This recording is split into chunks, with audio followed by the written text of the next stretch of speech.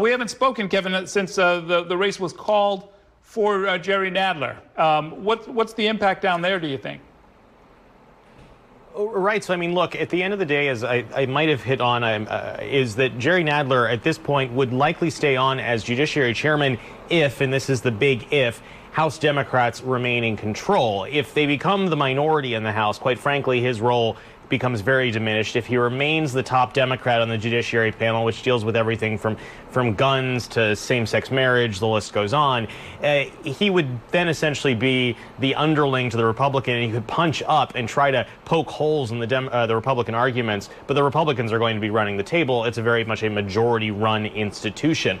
We have received a statement from Speaker Nancy Pelosi regarding Carolyn Maloney, and it reads in part that her longtime public service will be profoundly missed in Congress and by her constituents and the country. And then she goes on to list various things that Maloney did in that position, including taking on, as she describes it, the gun lobby, pharmaceutical companies and drug prices, and also pursuing legislation to help and protect credit card users. But at the end of the day, for the House, look, this is basically an unforced error. You have these two kind of titans of not only New York politics, but of House Democratic politics, were pitted against each other because of the ongoing redistricting fiasco that was in New York. And now ultimately one of them is going to be going away, and New York, as a result, has a little less clout, as Jerry Nadler would argue, to use his word, within the realm of New York, within the realm of House politics on Capitol Hill. Yeah, no question about it. The lack of seniority, or the loss of seniority, is going to matter not only when it comes to framing legislation, but even at the level of constituent services. Is it still the sense among Republican members of Congress that they're going to have the majority after November?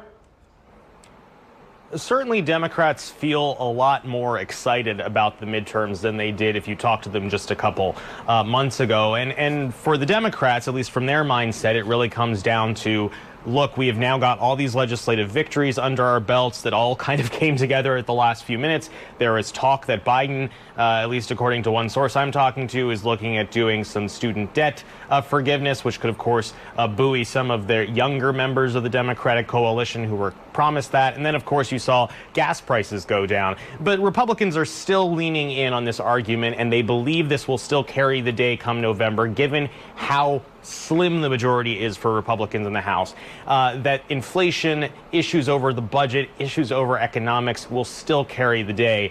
Of course, a lot can change over the next couple months. If gas prices continue to go down, if inflation somewhat stabilizes, does that become somewhat moot? If Trump gets into the race, does that impact things? There's a lot of factors that are still standing out there, but Democrats certainly feeling a lot better than they did just a month ago. Okay, Kevin, we are at Carolyn Maloney's headquarters. We have a camera there.